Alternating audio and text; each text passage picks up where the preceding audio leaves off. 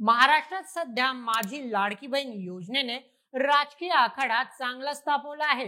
राज्य सरकारने महिलांना आर्थिक दृष्ट्या सक्षम करण्यासाठी सुरू केलेली ही महत्वाकांक्षी योजना सध्या वादाच्या भोवऱ्यात सापडली आहे. विरोधकांनी या योजनेसाठी आदिवासी विकास आणि सामाजिक न्याय विभागाचा निधी बेकायदेशीररित्या वळवल्याचा गंभीर आरोप केला आहे. या आरोपांनी राजकीय वातावरण ढवळून निघाले असताना मुख्यमंत्री देवेंद्र फडणवीस यांनी जोरदार प्रत्युत्तर देत कोणताही निधी बेकायदेशीररित्या वळवला गेला नाही, सर्व खर्च नियमाप्रमाणे झाले आहेत असे ठामपणे सांगितले. पण विरोधक आणि सामाजिक कार्यकर्ते यावर थांबायला तयार नाहीत. चला या घडामोडींचा सविस्तर आढावा घेऊया आणि या राजकीय नाट्याचा उलगडा करूया आजच्या व्हिडिओमध्ये. नमस्कार, मी नील सोनार, तुम्ही पाहत आहात बोल एमएच. महाराष्ट्र सरकारने 2024 मध्ये माझी लाडकी बहीण योजना ही मोठ्या उत्साहात सुरू केली होती. या योजनेचा मुख्य उद्देश राज्यातील आर्थिक दृष्ट्या दुर्बल महिलांना दरमहा 1500 रुपयांचा आर्थिक हप्ता देऊन त्यांना स्वावलंबी बनवणे हा आहे. आतापर्यंत 2,34,00,000 महिलांनी या योजनेचा लाभ घेतला आहे आणि आधार कार्ड सीडिंग प्रक्रिया पूर्ण झाल्यावर हा आकडा 2,05,00,000पेक्षा जास्त होईल असा सरकारचा अंदाज आहे. या योजनेच्या यशस्वी अंमलबजावणीसाठी सरकारने मोठ्या प्रमाणात जाहिरात आणि प्रचार केला. गावोगावी शिबिरे, जागरूकता कार्यक्रम आणि ऑनलाईन अर्ज प्रक्रिया यामुळे लाखो महिलांना या योजनेचा लाभ मिळाला. आम्ही महिलांचे सक्षमीकरण करतोय आणि ही योजना त्याच दिशेने टाकलेलं क्रांतिकारी पाऊल आहे असे सरकारचे म्हणणे आहे. पण या योजनेच्या निधी व्यवस्थापनावरून आता प्रचंड वाद निर्माण झाला आहे. विरोधी पक्षांनी सरकारवर गंभीर आरोपांचा भडीमार केला आहे. काँग्रेस नेते विजय वडेट्टीवार यांनी थेट असा दावा केला की या योजनेसाठी आदिवासी विकास विभागाचे 335,70,00,000 रुपये आणि सामाजिक न्याय विभागाचे 410 कोटी रुपये बेकायदेशीररित्या वळवले गेले.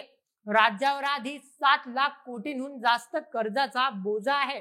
अशा परिस्थितीत लाडकी बहीण योजनेसाठी इतर विभागांचा हक्काचा निधी लुटला जातोय, ही कसली नीती आहे असा आक्रमक सवाल त्यांनी उपस्थित केला. ज्येष्ठ पत्रकार आणि सामाजिक कार्यकर्ते पी साईनाथ यांनीही सरकारवर टीकास्त्र सोडले.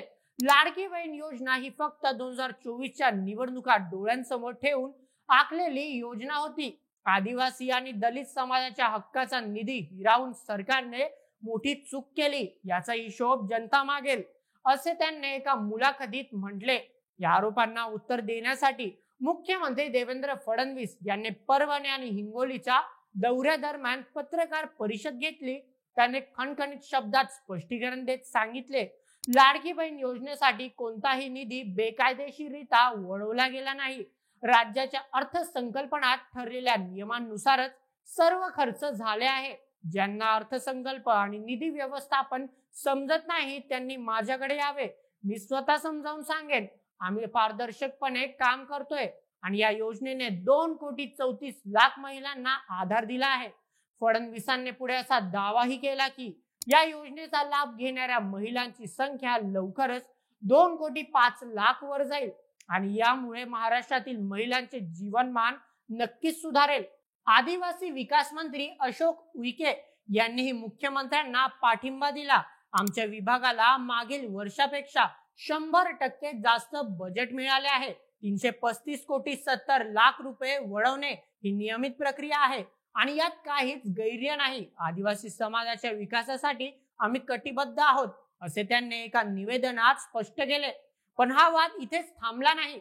सामाजिक न्याय विभागाला गेल्या 5 वर्षात तब्बल 7,317 कोटी रुपयांची तूट भासल्याचा धक्कादायक अहवाल समोर आला आहे. निधी वळवण्याच्या आरोपांनी आणि सरकारच्या स्पष्टीकरणाने हा वाद चांगलाच पेटला आहे. काहींना ही योजना पारदर्शक आणि क्रांतिकारी वाटते, तर काहींना हा निवडणुकीसाठीचा राजकीय डाव वाटतो. सरकार खरंच तिजोरीवर ताण आणतंय का, की हा खरोखरच महिलांसाठीचा प्रामाणिक प्रयत्न आहे? हा वाद अजून तापण्याचे चिन्ह दिसत आहेत. तुम्हाला काय वाटतं? देवेंद्र फडणवीस जे बोलले ते सत्य आहे की दुसरे विरोधी पक्ष जे बोलतायत ते सत्य आहे? तुमचं मत आम्हाला कमेंट मध्ये सांगायला विसरू नका आणि अशाच व्हिडिओकरता सबस्क्राईब करा बोल एम एच आपल्या युट्यूब चॅनलला.